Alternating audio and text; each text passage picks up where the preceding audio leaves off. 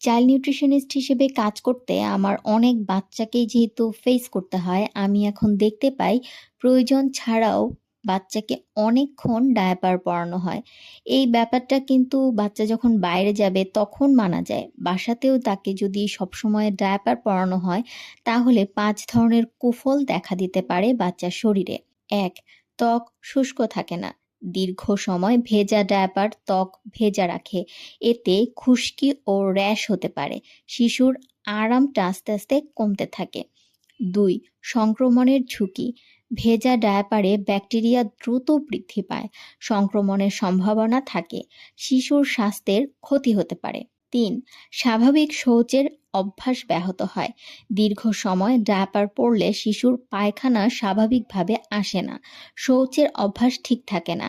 এটি হজমে সমস্যা দিতে পারে। ৪. অস্বস্তি ও চিৎকার। বেশি সময় ডায়াপার পরলে শিশুর অস্বস্তি হয়। এতে অনেক সময় সে চিৎকার করে ওঠে। অভিভাবককে অবশ্যই সতর্ক হতে হবে। ৫. চর্মরোগের ঝুঁকি। দীর্ঘ সময় ডায়াপার ত্বক জ্বালা বা ইরিটেশন বাড়ায়। নিয়মিত পরিবর্তন করলে সমস্যা কমে। শিশুর ত্বক সুস্থ থাকে।